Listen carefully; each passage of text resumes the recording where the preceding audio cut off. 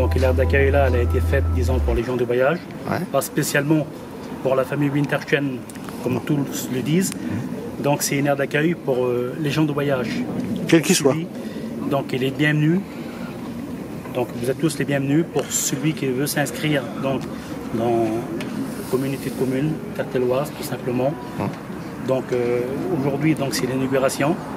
On l'a vu donc avec monsieur le maire de Chambly, avec monsieur Varian, vice-président, aussi madame la préfète. Donc on a été vraiment bien accueillis. Et puis donc on les remercie du fond de cœur qu'il a des aires d'accueil. Si toutes les communes de plus que 5000 habitants feraient la même chose, croyez-moi qu'on n'arriverait pas aujourd'hui qu'est-ce qu'on voit. Beaucoup, surtout sur le terrain, donc non illégal. Vous savez, je vous dis une chose en passant, tout simplement, un oiseau, lorsqu'il vole, il fait un moment qu'il faut qu'il se perche quelque part. Vous voyez, bien nous, c'est exactement la même chose. Si on écoute les élus, si on écoute les forces de l'ordre, tout simplement, donc il faut toujours circuler, toujours rouler avec les véhicules. On a des enfants, on a des personnes âgées, très malades. Aujourd'hui, on vit dans une situation très critique. Avec le Covid, oui. Avec le Covid, on est un peu tous touchés, hein, je pourrais dire, par rapport. Mais je tiens à remercier aussi donc, les agents qui nous ont surtout épaulés. Je tiens aussi à remercier la gendarmerie, le capitaine de la gendarmerie de Chambly. Alors aujourd'hui, donc l'emplacement il est à 3 €. Il est le kilowatt d'électricité il est à 18 centimes et 4,50 € le mètre cube d'eau. D'accord. Donc ça va tourner à peu près environ à 70-80 € par semaine. Par semaine. Avec l'emplacement. Et sans compter, parce que nous, vous savez, on ne pourra pas chauffer par rapport à l'électricité, pas mettre des feux électriques, parce que là on va atteindre les 150 €. Ça va nous faire vraiment, mais on sera obligé de se chauffer quand même à gaz. Et puis je tiens à vous le dire quand même, donc dans les caravanes, on a 2 caravanes. Donc il faudra 2 bouteilles à gaz, du bout à moi, j'ai rien à cacher. Une bouteille à gaz aujourd'hui ça vaut 30 €. Donc il nous en faut 2, il faudra 60 € plus 60-70 € d'emplacement. Donc si on fait un petit global, on le met tout de suite à 100, 110, 120 € par semaine. Mais au moins vous serez tranquille, vous serez dans la légalité. Ben, disons, comme on dit, ça va éviter de faire le stationnement sauvage.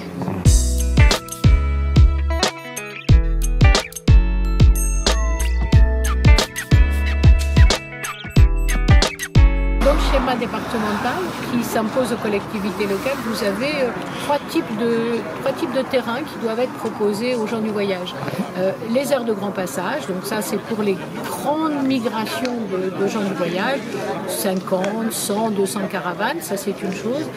Et puis les aires d'accueil, c'est ce qu'on a ici, c'est-à-dire c'est un terrain qui peut accueillir une trentaine de caravanes pour une période limitée. En général, ça va de 1 mois à 3 mois, mais ce sont des groupes qui bougent sur le territoire et qui viennent ici s'installer avec bien sûr l'accord du gestionnaire, moyennant finance, et qui s'installent ici pour une période un peu longue, mais qui ne va jamais au-delà de quelques mois. Et puis les terrains familiaux sont des terrains que les collectivités aménagent pour des familles, mais qui restent sur ces terrains. Donc c'est très différent, c'est des terrains un petit peu, si vous voulez, sur lesquels les familles s'installent quand elles se sédentarisent. Voilà, c'est la première étape en général vers le logement que nous connaissons, vous et moi. À partir du moment où cette aire sera fonctionnelle, que les caravanes pourront être installées, eh bien, ça veut dire que toutes les installations illégales ailleurs, sur l'ensemble de la communauté de communes, eh bien, pourront être expulsées par la force. Donc après, bien sûr, on demande des collectivités, parce que vous avez quelquefois des maires qui se mettent d'accord avec des groupes qui restent 1, 2, 3 jours à un endroit donné. Et quand il y a un accord avec la commune, on ne fait pas d'évacuation. Mais quand il n'y a pas d'accord et que les gens du voyage sont installés dans une communauté de communes où il y a un terrain comme ici, légal, et qu'elle s'installe sur un autre terrain public, il faut que ce soit un terrain public, et bien moi je prends un arrêté d'expulsion et j'accorde la force publique. Et donc immédiatement, alors il faut quelques jours, le temps de dresser procès-verbal, le temps de prendre l'arrêté et le temps de réunir les forces de gendarmerie. Au maximum, c'est combien de jours? C'est 2 jours, 3 jours. Ah oui, donc ce sera beaucoup plus rapide que ce que c'était actuellement. Oui, parce qu'avant, Avant, il n'y a pas de possibilité, il faut passer par le juge. Quand il n'y a pas de terrain, il faut passer par le juge. À partir du moment où vous avez un terrain, c'est un arrêté préfectoral, donc qui est naturellement plus rapide qu'une décision judiciaire. Si vous voulez, il manque en fait 3 aires d'accueil. Donc, par rapport au schéma, une qui est en cours de construction, c'est celle-ci, hein, qui est finie quasiment. Une autre qui est sur l'aire cantilienne, qui est en cours de définition. Et puis une aire d'accueil qui est dans une commune que je ne citerai pas, où le maire ne veut pas d'aire d'accueil. Donc ça, c'est son problème. C'est-à-dire que dans sa communauté de communes, eh bien, il n'y a aucune possibilité de faire intervenir la force publique. Donc ça devrait permettre de régler certains problèmes dans l'Oise.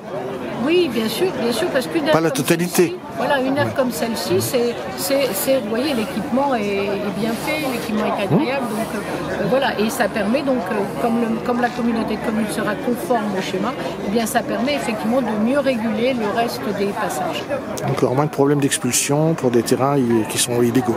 En général, les communautés savent quand il y a une aire d'accueil, ils demandent à venir s'y installer. Quand ils ne peuvent pas s'installer, ils ne restent pas dans un territoire en général qui est en règle par rapport au schéma départemental. Je vous remercie beaucoup, Madame la Préfète. C'est moi.